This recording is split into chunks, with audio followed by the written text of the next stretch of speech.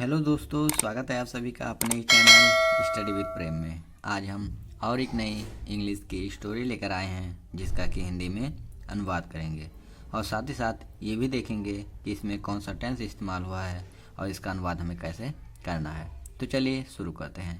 आज की कहानी है the माइजर and his gold.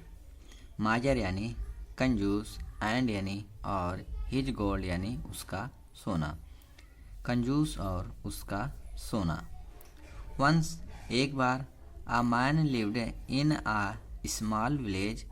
A man एक आदमी, लिव्ड यानी रहता था, इन अ स्मॉल विलेज यानी कि एक छोटे से गांव में। दिस मैन वाज अ माइजर, वह आदमी कंजूस था, and had a lot of gold coin, और उसके पास ढेर सारे सोने के सिक्के थे।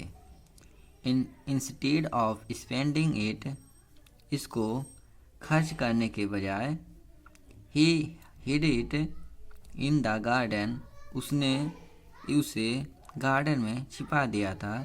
एंड काउंटेड और गिनता था, द कॉइन्स एवरी डे यानी कि सिक्कों को प्रत्येक दिन।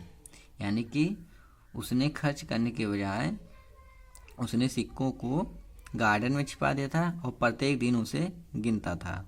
वन डे, एक दिन, a thief noticed the coins, एक चोर ने नोटिस्ड यानी देख लिया, द कॉइन्स यानी कि सिक्कों को। The thief had never seen यानी कि चोर ने कभी नहीं देखा था, सच large amount of gold coins यानी कि इतने सारे सोने के सिक्के, stacked up in one place यानी कि एक स्थान पर पड़े हुए। यानी कि चोर ने कभी भी इतने सारे सोने के सिक्के एक जगह पर पड़े हुए कभी नहीं देखा था। सो इसलिए ही डग अप द होल, उसने गड्ढा खोदा, एंड स्टोल द कॉइन, और सिक्कों को चुरा लिया। द नेक्स्ट मॉर्निंग, अगली सुबह, द माइजर, वह कंजूस, वाज हॉरिफाइड यानी कि बहुत डर गया, व्हेन यानी जब, he could not find his gold, जब वह अपने सोने के सिक्के को नहीं पाया।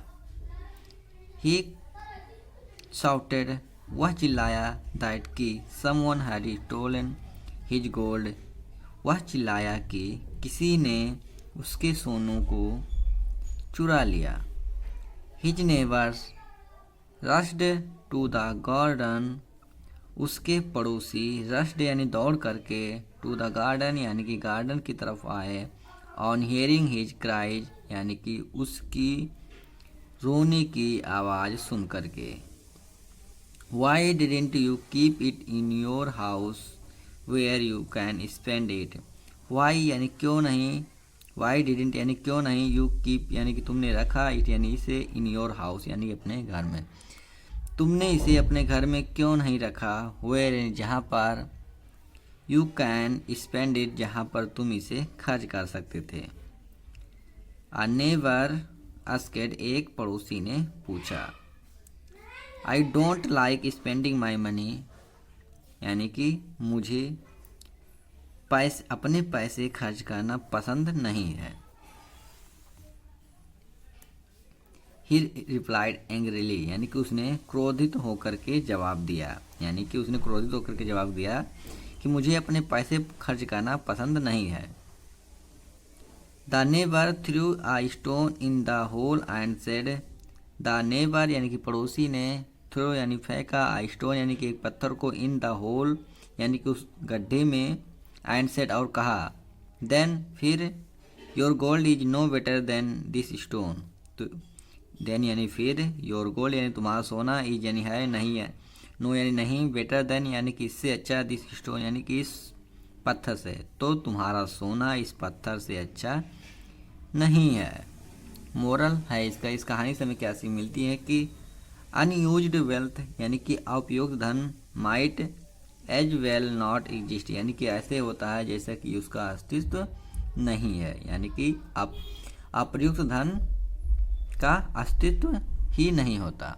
अगर ये कहानी आपको अच्छी लगी हो तो कृपया करके लाइक, शेयर और सब्सक्राइब करना ना भूलें। मिलते हैं अगले वीडियो में, तब तक के लिए।